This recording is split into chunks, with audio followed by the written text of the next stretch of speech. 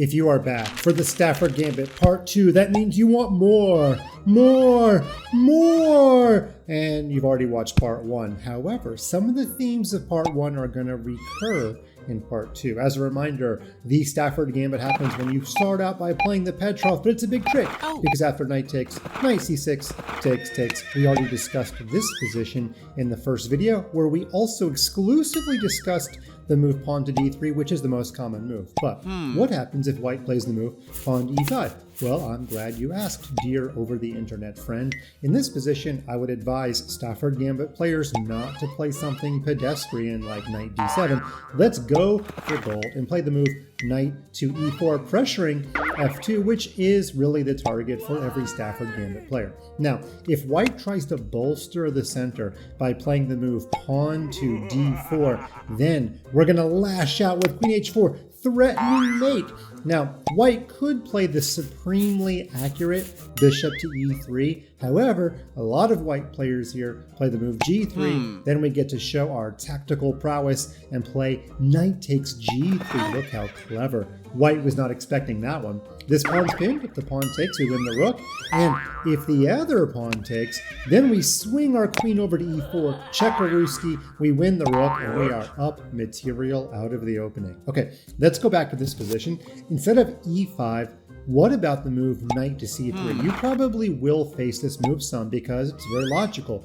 The knight goes to the happy square and it defends the extra pawn. Also quite logical is the move I'm going to tell you to follow up with, which is bishop to c5, pressuring the weak spot. Now, if white plays d3, the very perspicacious viewer, you might want to look that one up, ChessKids, will notice that this is a transposition back to my first video where we already discussed knight to g4 being winner, but it's up to you to buy your own chicken dinner. So if we go back, what are some other moves that white could try in this position? Well, bishop to e2 is probably the most common because white realizes how strong of an idea it is to get the knight to the square g4.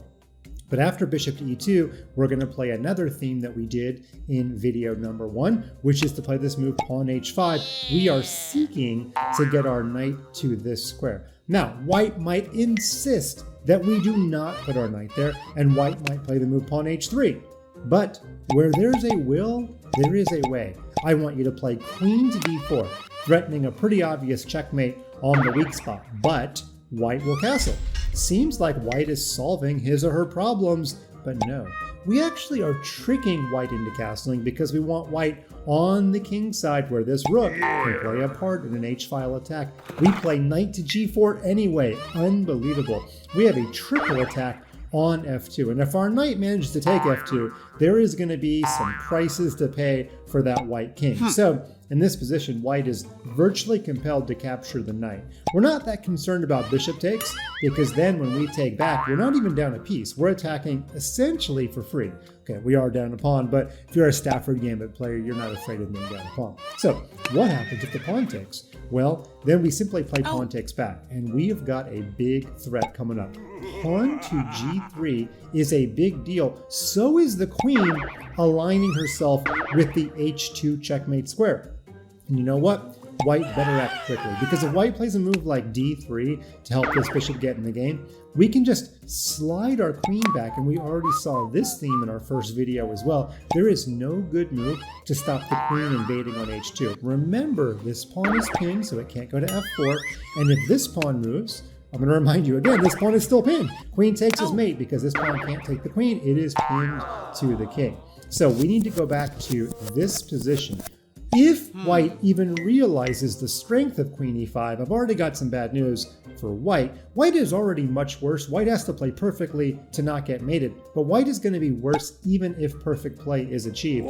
White has to play this move pawn to g3. By the way, it should be noted that if the bishop takes this pawn, queen e5 still wins. We don't even really need that pawn because, again, you still can't play g3. This pawn is still pinned, so there's not really a whole lot that white can do. I guess you could kind of try to move your rook over, but look at how bad this is. Queen check, king over, we check again, the king has to move here. We get our bishop back with check, we're about to win the queen. If white pushes, we take this check, we're winning this pawn, the king is walking to an open file. I know my voice sounds the same, but it's that bad for white. Yeah, I don't want to play chess like this. Okay, we need to go all the way back to this position, even if white is a super genius after pawn takes pawn and plays this move g3, which is the only move to survive.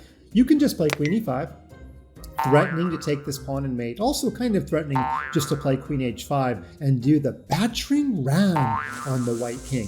White can play king to g2, but now we have a key move. In fact, you kind of have to find this next move. If you try the battering ram, then Grandmaster Simon Williams will point out that your ram will be stopped with rook h1. So instead, we need to crunch that white king. Bishop takes f2. That is the move we are looking for. If the king takes, our rook enters the game with check with devastating effect. And if the rook takes, well, now the rook can't come to h1 to defend. Now queen to h5 leads to a very strong and a winning attack on the h-file. I'm not going to go through all the lines, but suffice to say, Black's opening has been a big success. Well, there you have it, chess kids. Those are more tricks in the Stafford Gambit. I do owe you a part 3 where I show you how to not lose the Stafford Gambit. After all, if it was this easy, every Grandmaster would be playing it. There's a reason there's not. Stay tuned for my explanation of that.